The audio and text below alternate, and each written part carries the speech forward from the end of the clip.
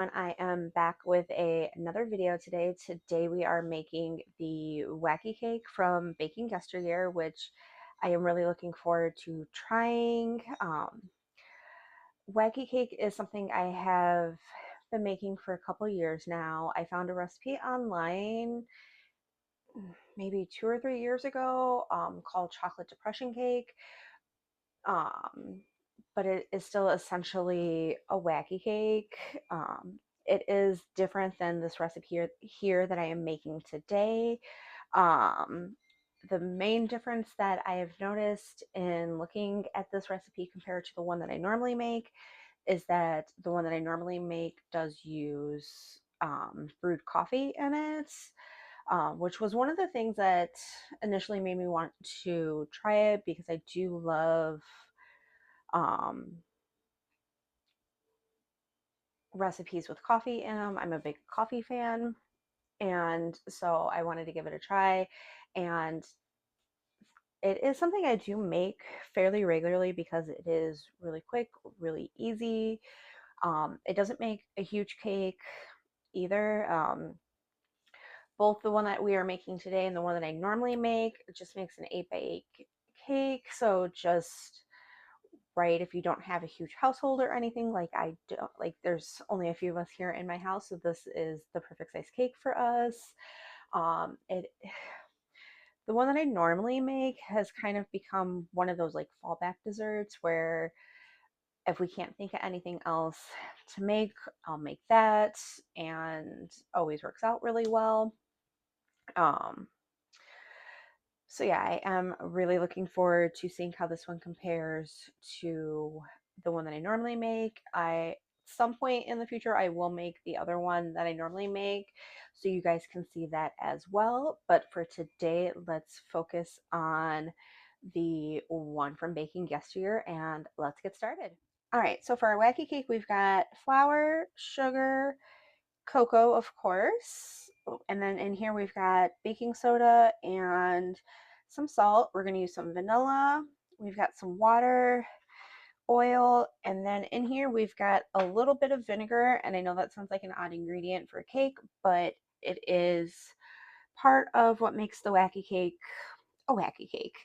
So this is everything that we need um, for the wacky cake.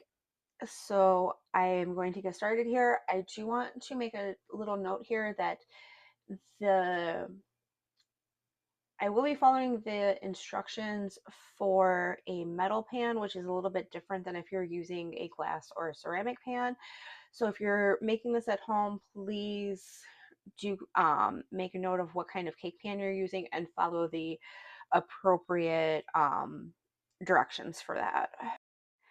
All right, since I am using a metal cake pan, I am going to combine the flour, sugar, salt, baking powder, and cocoa, um, and get those all mixed up together. The book says that if you're using a glass or ceramic pan, to mix this straight in to the pan and then create wells and pour the ingredients into the wells. But since I am using a metal pan, we're going to combine it all in a bowl here and then pour it into the cake pan like you normally would with any cake. So I'm going to finish getting this mixed up and then we will add our wet ingredients. All right, so I've got all my dry ingredients all mixed up together. I am going to add the wet ingredients and get this mixed up. Once I have that done, I will show you guys what it looks like. All right, so I have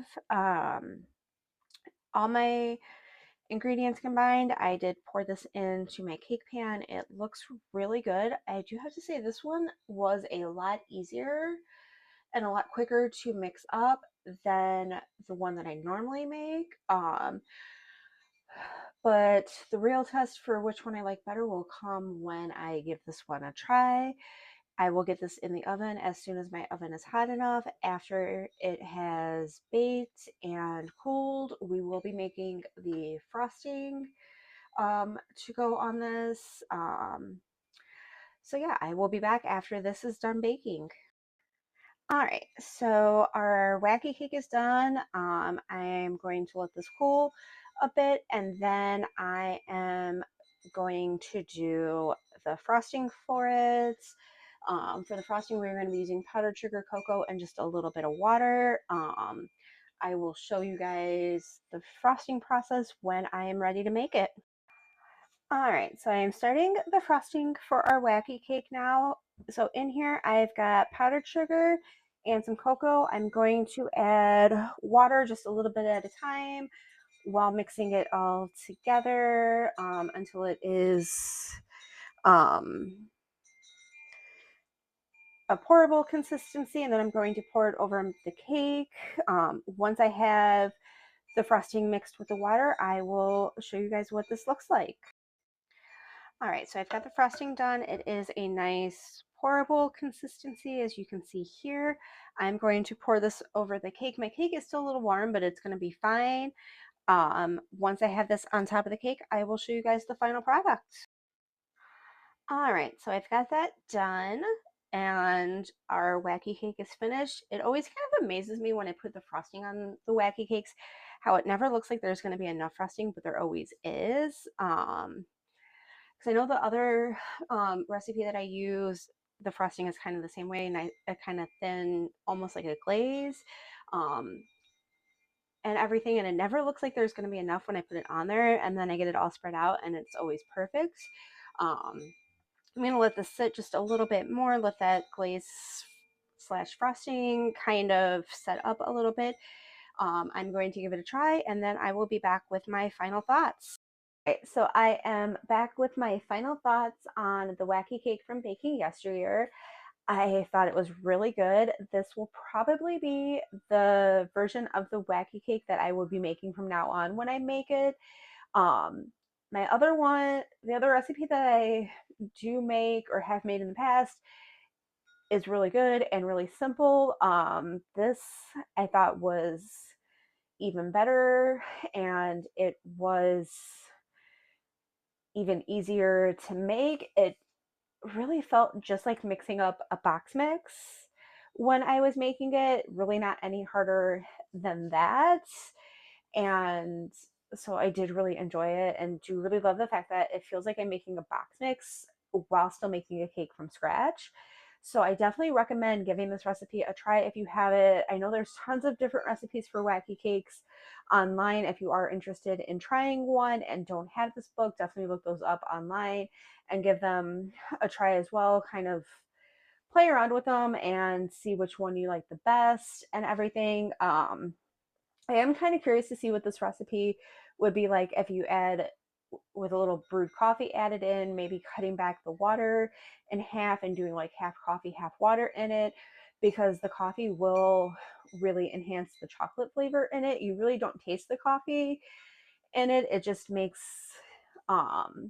brings out the chocolate flavor a little bit more, even though this cake did have a nice rich chocolatey flavor on its own. So I might play around with that next time I make it and see how that changes it, if it makes it better or if it makes it worse, and just kind of see how it goes and everything. But yeah, definitely a recipe worth trying and everything, especially if you want like a nice quick easy cake mix to make. I did bake this a little bit longer than what the recipe said to bake it for it, about an extra 5 minutes and everything, but that's really not that big of a deal or anything like that. Next week, we will be back with a whipped cream cake, which I am really excited to try. That's another completely new one for me and everything, and really looking forward to that. Please let me know if you've made wacky cakes, what you think of them. Is your recipe different from this one, and how it's different if it is? Please like this video if you liked it. Please share it. Please make sure you're subscribed. And until next week, good times, good food. Bye.